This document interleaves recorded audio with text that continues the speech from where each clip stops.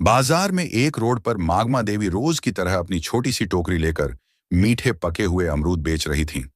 उनकी दो बेटियां थीं, दोनों ही हीरे की तरह पली बड़ी थीं। बड़ी बेटी नंदनी सिंह देश की सरहद पर फौज में अफसर थीं। छोटी सावित्री सिंह इसी शहर की डिस्ट्रिक्ट मजिस्ट्रेट यानी डीएम थीं। मागमा देवी को अपनी बेटियों पर बहुत नाज था। जब भी कोई पूछता, अम्मा आपकी बेटियां क्या करती हैं, तो उनका सीना गर्व से चौड़ा हो जाता। वह कहती एक देश की रक्षा करती हैं और दूसरी जिले की।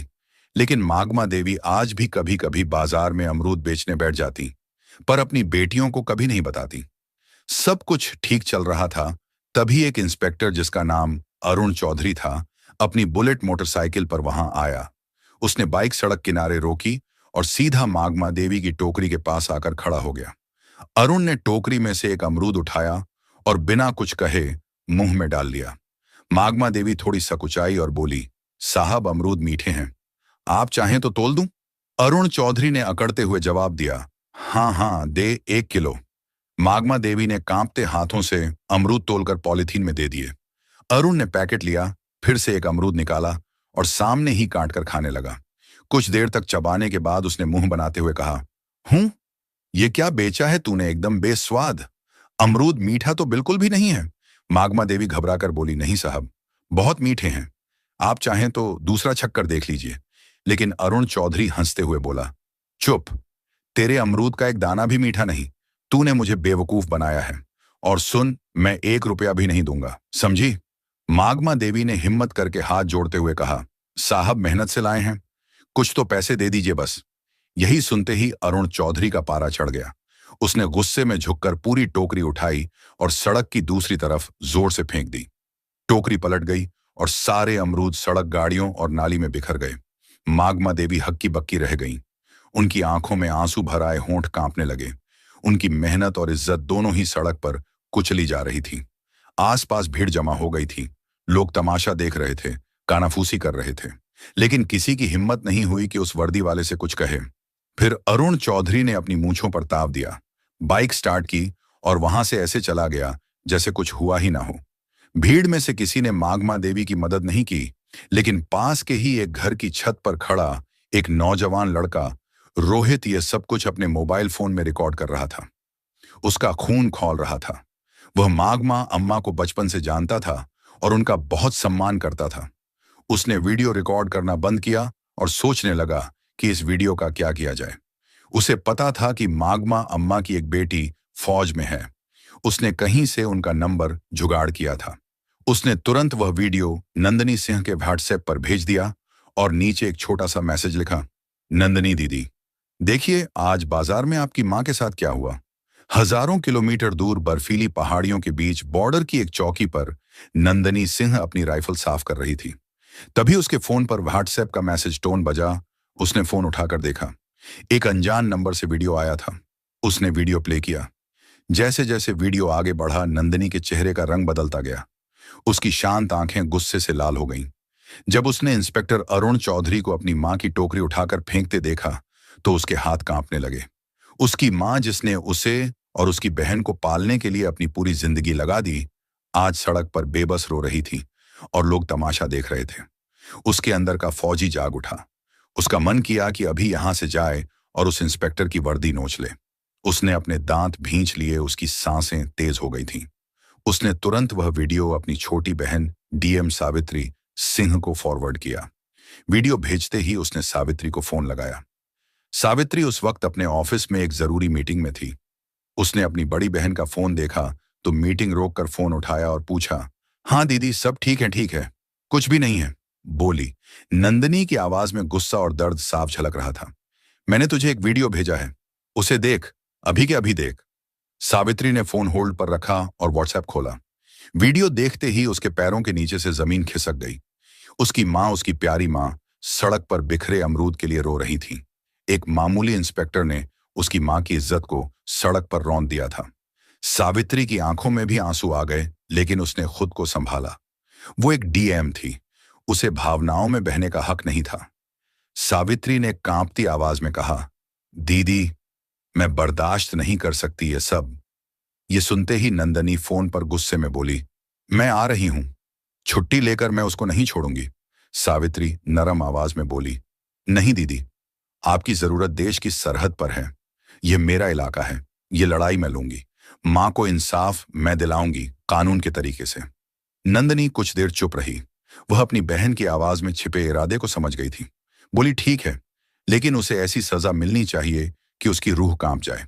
सावित्री ने कहा, आप चिंता मत करो दीदी, अब यह मेरा काम है, और फोन काट दिया। उसने मीटिंग में मौजूद सभी अफसरों से कहा, यह मीटिंग यहीं खत्म होती है, आप सब जा सकते हैं। सावित्री अपनी सरकारी गाड़ी में नहीं बल्कि एक प्राइवेट गाड़ी में बैठकर अपने पुराने घर की तरफ निकली। रास्ते में उसने अपने डीएम वाले कपड़े बदलकर एक साधारण सा लाल रंग का सलवार सूट पहन लिया। वह अपनी मां के पास एक बेटी बनकर जाना चाहती थी, डीएम बनकर नहीं। जब वह घर पहुंची तो मग्न देवी एक कोने में चुपचाप बैठी थी। उनकी आंखें सूजी हुई थीं। अपनी बेटी को अचानक देखकर वह घबरा गई। सावित्री, तू यहां सब ठीक तो है? सावित्री कुछ नहीं बोली। वह बस अपनी मां के पास गई और उन्हें कसकर गले लगा लिया। मां की गोद में सिर रखकर वह अपने आंसू नहीं रोक पाई। मां, आपने मुझे बताया क्यों नहीं? मागमा देवी ने सिसकते हुए कहा। क्या बताती बेटी, मैं नहीं चाहती थी कि तुम लोगों को कोई परेशानी हो, और वह पुलिस वाला है। छोड़ उसकी बात। आज तू इतने दिनों बाद आई है, आज मैं बहुत खुश हूं। सावित्री ने अपनी मां के आंसू पोंछे और उनका हाथ अपने हाथ में ले लिया और बोला, अब आप गरीब और अकेली नहीं है मां। आपकी बेटी इस जिले की मालिक है। मैं वादा करती हूं, जिसने भी आपके साथ ऐसे दुर्व्यवहार किया है उसे उसकी कीमत चुकानी पड़ेगी। आपकी खोई हुई इज्जत में वापस लाऊंगी। मंदमा देवी ने अपनी बेटी की आंखों में एक अलग ही आत्मविश्वास देखा। वह बस चुपचाप उसे देखती रही। उस रात सावित्री ने एक पूरा प्लान बनाया। वह जानती थी कि अगर वह डीएम बनकर थाने जाएगी तो सारे पुलिस वाले उसके पैरों में गिर जाएंगे और असली गुनहगार कभी सामने नहीं आएगा। उसे उन्हें रंगे हाथों पकड़ना था। अगली सुबह उसने पीला सलवार सूट पहना और अपने सबसे भरोसेमंद अफसर एसडीएम विकास को फोन किया। विकास, मैं तुम्हें एक काम दे रही हूं और यह बात हम दोनों के बीच ही रहनी चाहिए।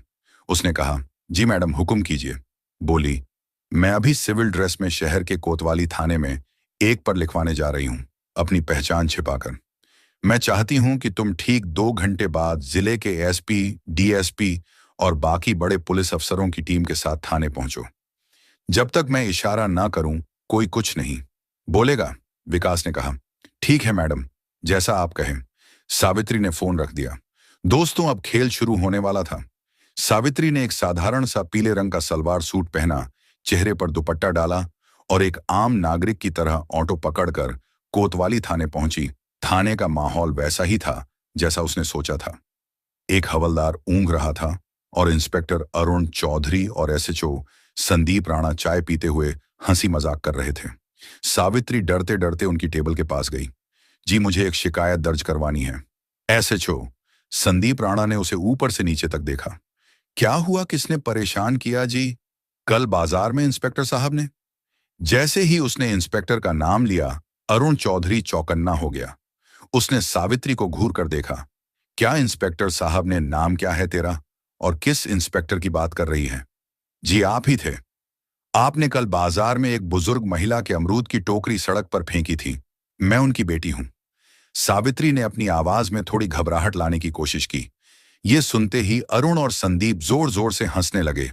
ओहो, तो तू उस बुढ़िया की बेटी है? अरुण ने मजाक उड़ाते हुए कहा।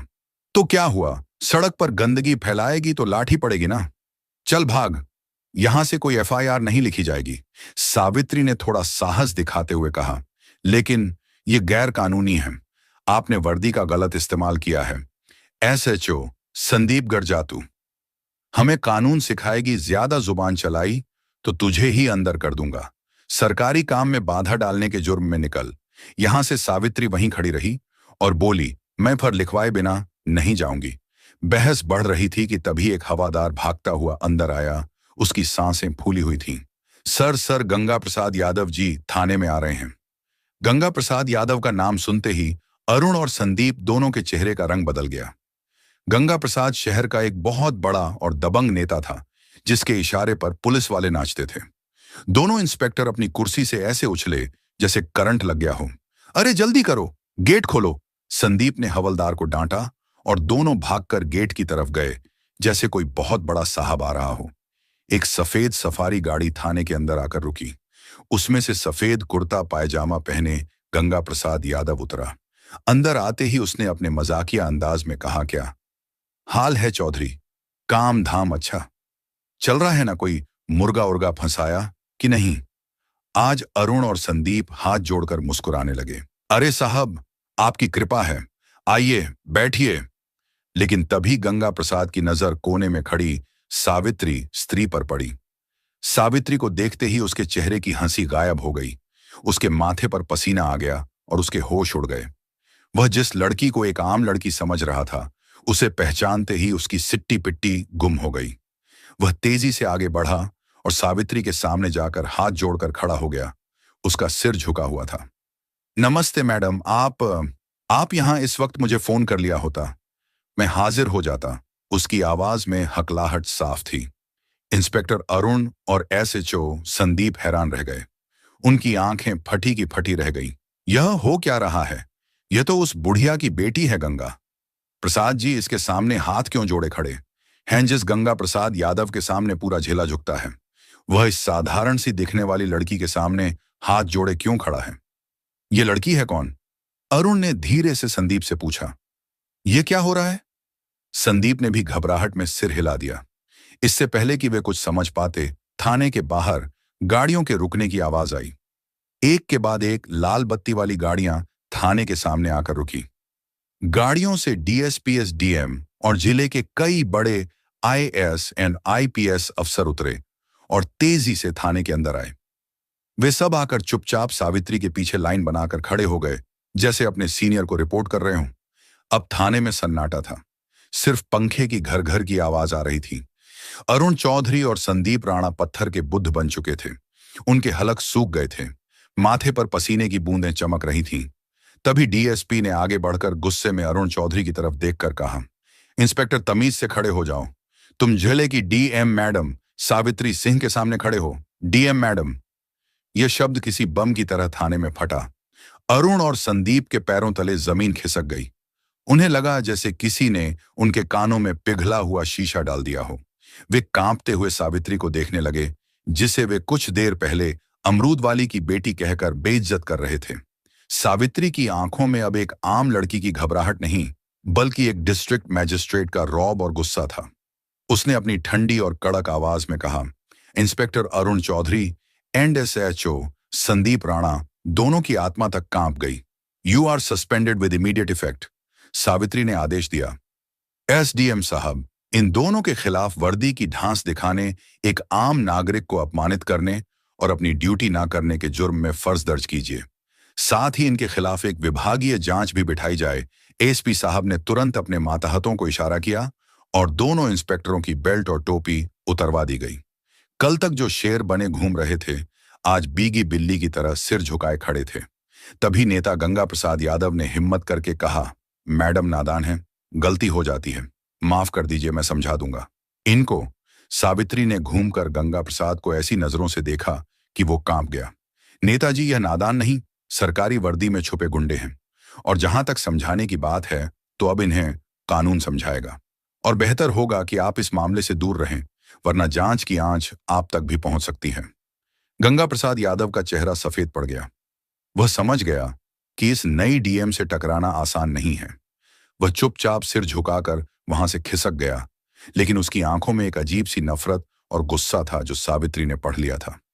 अगली सुबह सब समझ रहे थे कि डीएम बेटी ने मां को इंसाफ दिलाया। सब कुछ ठीक लग रहा था, लेकिन सावित्री एक दिन रात को जब खाना खा रही थी, तभी उसके पर्सनल फोन पर एक अननोन नंबर से कॉल आया। उसने फोन उठाया। हेलो। दूसरी तरफ से कोई कुछ नहीं बोला, बस एक भारी सांस लेने की आवाज आई। फिर एक बदली हुई मशीनी आवाज में कोई बोला, डीएम साहिबा शहर में नहीं हो, ज्यादा उड़ने की कोशिश मत करो। इंस्पेक्टर तो बस मोहरे थे, खेल तो अब शुरू होगा। सावित्री ने कड़क आवाज में पूछा, कौन बोल रहा है? वही जिसकी दुम पर तुमने पैर रख दिया है, कहकर उस आदमी ने फोन काट दिया। सावित्री के माथे पर चिंता की लकीरें उभर आईं। वह समझ गई थी कि गंगा प्रसाद यादव इतनी आसानी से हार मानने वालों में से नहीं है। यह लड़ाई अभी खत्म नहीं हुई थी, बल्कि अब और भी ज्यादा खतरनाक होने वाली थी। उसे अब सिर्फ अपनी मां की इज्जत ही नहीं, बल्कि उनकी जान की भी फिक्र होने लगी थी। उसने तुरंत ही एसपी को फोन किया और अपनी मां के घर के आसपास सादी वर्दी में 2 पुलिस वालों को तैनात करने को कहा। वह अपनी मां को डराना नहीं चाहती थी, लेकिन कोई भी खतरा मोल लेना भी नहीं चाहती थी। अगले कुछ दिन शांति से गुजरे। सावित्री को लगा शायद उसकी चेतावनी काम कर गई और गंगा प्रसाद यादव पीछे हट गया है, लेकिन वह तूफान से पहले की शांति थी। एक सुबह जब मागमा देवी बाजार में अपने अमरूद की टोकरी लगाकर बैठी ही थी कि अचानक पुलिस की 3 गाड़ियां वहां आकर रुकीं। उनमें से एक नया इंस्पेक्टर उतरा, जिसे सावित्री नहीं जानती थी।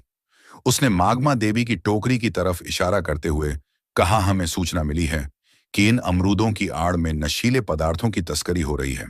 तलाशी लो। इससे पहले कि कोई कुछ समझ पाता, एक सिपाही ने अमरूदों के नीचे से भूरे रंग के नशीले पदार्थ निकाले और चिल्लाया, सर मिल गया। नशीला पदार्थ बाजार में हड़कंप मच गया। लोग कानाफूसी करने लगे। देखो, डीएम की मां नशीले पदार्थ बेचती है। मागमा देवी सन रह गई। वह रोते हुए बोली, नहीं साहब, यह मेरा नहीं है। किसी ने मुझे फंसाया है। लेकिन किसी ने उनकी एक न सुनी। पुलिस उन्हें जबरदस्ती जीप में बिठा कर ले गई। यह खबर आग की तरह पूरे शहर में फैल गई। न्यूज चैनलों पर ब्रेकिंग न्यूज चलने लगी। डीएम सावित्री सिंह की मां नशीले पदार्थ के आरोप में गिरफ्तार। यह गंगा प्रसाद यादव का मास्टर स्ट्रोक था। उसने सावित्री पर सीधा हमला नहीं किया, बल्कि उसकी सबसे बड़ी ताकत और सबसे बड़ी कमजोरी, उसकी मां पर वार किया था। अब सावित्री एक अजीब दुविधा में फंस गई थी। अगर वह अपनी शक्ति का इस्तेमाल करके मां को छुड़ाती तो उस पर पद का दुरुपयोग करने का आरोप लगता, और अगर वह चुप रहती तो उसकी बेगुनाह मां जेल में सड़ती। सावित्री के ऑफिस में फोन की घंटियां बजने लगीं। मीडिया मंत्री, सीनियर अधिकारी, हर कोई जवाब मांग रहा था। तभी उसकी बहन आर्मी ऑफिसर अवनिका का फोन आया। उसकी आवाज में गुस्सा और बेचैनी थी। बहन, ये क्या हो रहा है? मैं आ रही हूं। मैं उस गंगा प्रसाद को नहीं छोड़ूंगी। सावित्री ने गहरी सांस ली और अपनी आवाज को स्थिर करते हुए कहा, नहीं दीदी, तुम्हें आने की जरूरत नहीं है। अगर हम भी उनकी तरह गैर कानूनी काम करेंगे तो उनमें और हम में फर्क क्या रह जाएगा? यह लड़ाई अब कानून के दायरे में ही लड़ी जाएगी और जीतेगी भी। सावित्री ने तुरंत एक प्रेस कॉन्फ्रेंस बुलाई। पूरा मीडिया हॉल खचाखच भरा था। कैमरों की फ्लैश लाइट उसकी आंखों में चुभ रही थी। उसने माइक संभाला और कहा, मैं जानती हूं आप सबके मन में क्या सवाल है। मेरी मां पर गंभीर आरोप लगे हैं। कानून सबके लिए बराबर है, चाहे वह एक आम नागरिक हो या डीएम की मां। इसलिए मैं इस केस की जांच से खुद को अलग करती हूं, ताकि जांच पर कोई असर न पड़े। एसपी साहब एक स्पेशल टीम बनाकर इस मामले की निष्पक्ष जांच करेंगे। मुझे भारत के कानून पर पूरा भरोसा है। दूध का दूध और पानी का पानी होकर रहेगा। सावित्री का यह दांव देखकर गंगा प्रसाद यादव भी हैरान रह गया। उसे लगा था कि सावित्री बौखलाकर कोई गलत कदम उठाएगी, लेकिन उसने तो बड़ी समझदारी से खुद को जांच से अलग कर लिया था। लेकिन सावित्री सिर्फ कानून के भरोसे नहीं बैठी थी। उसने रोहित को बुलाया। वही लड़का जिसने पहला वीडियो बनाया था?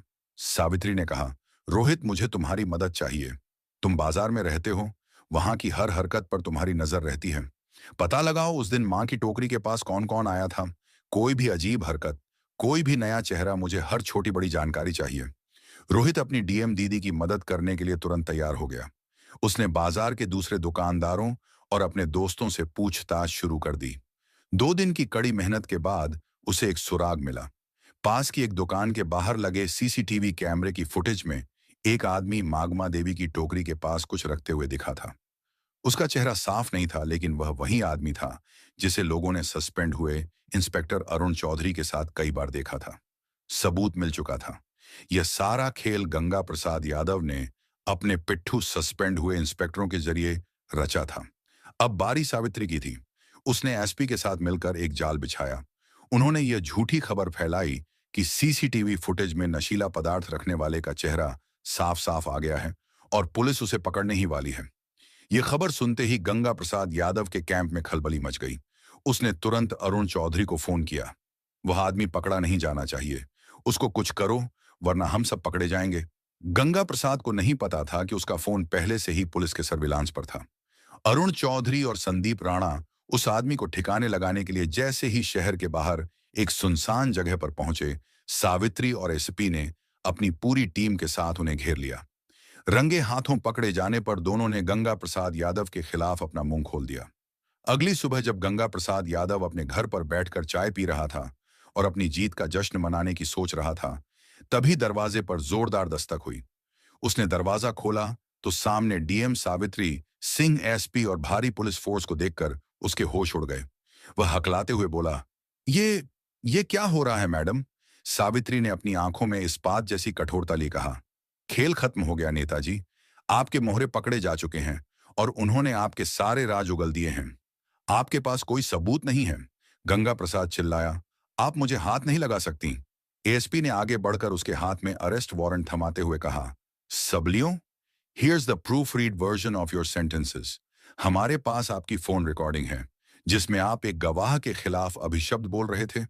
अब आप हमारे साथ थाने चलेंगे। गंगा प्रसाद यादव का राजनीतिक साम्राज्य एक ही पल में ढह गया। उसे हथकद्दियां पहनाकर पुलिस जीप में ले जाया गया। उसी शाम मागमा देवी को बाइज्जत बरी कर दिया गया। जब वह जेल से बाहर आई तो सावित्री उन्हें लेने आई थी। मां बेटी एक दूसरे के गले लगकर रो पड़ी और बोली, अब आपको अमरूद बेचने की जरूरत नहीं है। अगली सुबह मागमा देवी को अपनी गाड़ी में बैठाकर अपनी पोस्टिंग पर लेकर चली गई और दोनों साथ में हंसी खुशी रहने लगे। जब उसकी बड़ी बहन की आर्मी से छुट्टी मिलती तो वह भी आ जाती। तीनों साथ में हंसी खुशी रहते। तो दोस्तों, यह कहानी केवल मनोरंजन और शिक्षा के उद्देश्य से बनाई गई है। इसमें दिखाए गए सभी पात्र, घटनाएं और संवाद काल्पनिक हैं।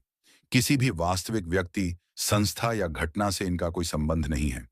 कृपया इसे केवल कहानी के रूप में देखें और इसका आनंद लें। हम किसी की भावनाओं को ठेस पहुंचाना नहीं चाहते। अगर आपको यह कहानी पसंद आई हो तो इसे लाइक करें और ज्यादा से ज्यादा लोगों तक शेयर करें। कमेंट करके बताएं कि आपको सावित्री का कौन सा कदम सबसे अच्छा लगा और हमारे चैनल को सब्सक्राइब करना न भूलें, क्योंकि हम आपके लिए ऐसे ही प्रेरणादायक कहानियां लाते रहेंगे। धन्यवाद।